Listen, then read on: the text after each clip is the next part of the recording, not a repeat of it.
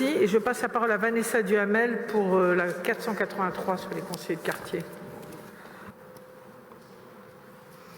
Madame le maire, chers collègues, avant de remplacer les conseillers démissionnaires, rendons hommage à celles et ceux qui demeurent motivés envers et contre tout, et surtout contre certains et certaines. J'accompagnais aujourd'hui même Benoît Yvon, conseiller de quartier à Fives, convoqué par vos soins, par monsieur... Moi, mais on n'entend pas. Franchement, ceux qui sont au son, vous voyez bien qu'on n'entend pas. Essayez de monter le son quand même quand... Ah ben, elle est proche, là. Elle est proche, elle n'a pas son masque, donc on peut mettre un peu plus fort quand on n'entend pas vraiment. Voilà, je vous en prie, vous pouvez y aller. Merci, Madame le maire.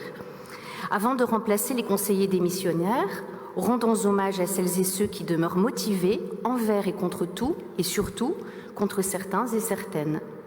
J'accompagnais ainsi aujourd'hui même à 14 h Benoît Yvon, conseiller de quartier à Fives, convoqué par vos soins, par monsieur le délégué du procureur, non pour avoir dealé, rodéisé, agressé, exercé le proxénétisme, mais pour avoir, je cite, utilisé une marque collective ou une marque collective de certification en violation des droits conférés par son enregistrement, en l'espèce, avoir utilisé le logo Ville de Lille, en vue, rappelons-le, de faire planter 2 arbres devant l'église de Fives, au point que monsieur l'adjoint délégué du M s'en époumonait d'indignation aussi feinte que théâtrale.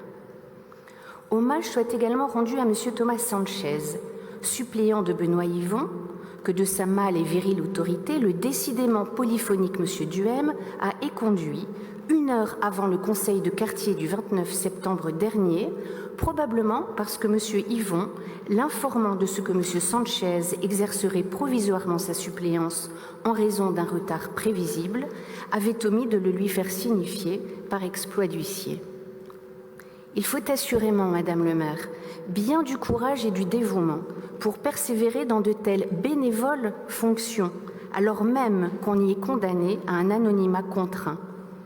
Il vous en souvient peut-être, j'avais le 29 juin dernier attiré votre attention sur le refus de certains adjoints délégués au quartier de nommer les intervenants dans les comptes rendus de réunion. Vous aviez bien voulu vous y montrer attentive et je vous en remercie, mais c'était sans compter sur Madame Morel-Saint-Paul, qui s'est jointe à Monsieur Duhem dans une héroïque résistance à vos consignes. La Roche-Tarpéienne, on le sait, est proche du Capitole. Il me semble par ailleurs qu'il serait intéressant d'envisager une enquête de satisfaction anonyme auprès des conseillers de quartier, en incluant ceux d'entre eux qui ont cessé leurs fonctions, afin de mesurer l'évolution de leur motivation au fil du temps, des réalisations ou, à contrario, des rebuffades, lesquels ne sont pas rares. Qu'auraient-ils pensé, par exemple, en apprenant par voie de presse que s'ils utilisaient le logo de la ville en leur qualité de conseiller de quartier, un dépôt de plainte serait aussitôt effectué? On a connu plus motivant, plus flatteur, plus intégrateur également.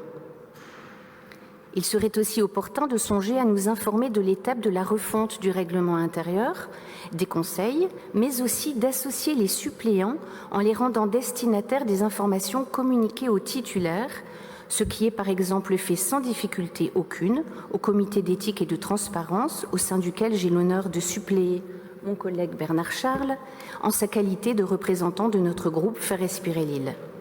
Qu'une telle commission existe, c'est heureux. Qu'elle inspire, ce serait en la matière tout à fait judicieux. Je vous remercie.